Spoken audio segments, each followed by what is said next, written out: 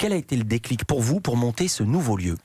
C'est un mélange entre mes différentes vies professionnelles. C'est la difficulté pour un journaliste comme moi qui s'intéressait au numérique de transformer de l'intérieur un média dit traditionnel comme Marianne. J'ai quitté ce monde-là pendant quelques années puisque j'étais directeur adjoint d'une plateforme de financement participatif qui s'appelle Ulule. Et sur Ulule, j'ai constaté qu'il y avait plein de gens en fait qui créaient des médias, qui se lançaient avec une énergie nouvelle, une façon de faire souvent un petit peu nouvelle, mais que cette génération, elle manquait parfois de savoir-faire entrepreneurial.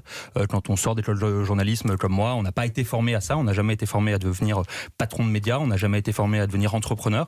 Et cette génération s'est dit qu'il fallait l'accompagner, lui donner des clés, des outils, des savoir-faire pour réussir à bâtir des nouveaux médias. C'est-à-dire que vous avez vu trop d'essais non transformés, j'imagine. Alors on a vu beaucoup d'essais non transformés, puis surtout on a vu beaucoup de gens qui se croisaient pas assez. Ne pas transformer un essai, c'est normal.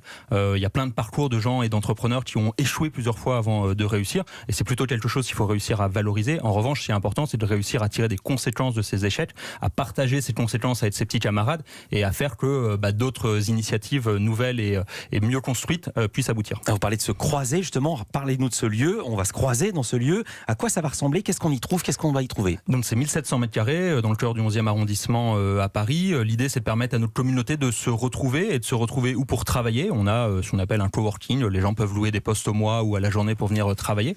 C'est d'essayer de partager des moyens de production. On leur met à disposition des studios, audio, vidéo. On sait qu'aujourd'hui, il y a de plus en plus de podcasts, de chaînes sur YouTube, de choses comme ça. C'est-à-dire que jamais tout seul, ils auraient eu les moyens d'avoir un studio vidéo, par exemple. C'est très compliqué de se payer ça. Sur l'audio, c'est un petit peu différent, mais voilà, dans des bonnes conditions, avoir un vrai studio, c'est pas simple. Et donc, on mutualise ces moyens de production. Et puis, on mutualise aussi des lieux événementiels. On a un grand auditorium qui permet d'organiser des événements. Hier matin, on avait un événement sur comment on met en place aujourd'hui une stratégie d'abonnement payant sur un site. C'est le cas de beaucoup de médias qui rencontrent ces problématiques. Ça permet à tous ces gens-là de venir, d'avoir des retours d'expérience, d'apprendre, de partager leur propre savoir-faire.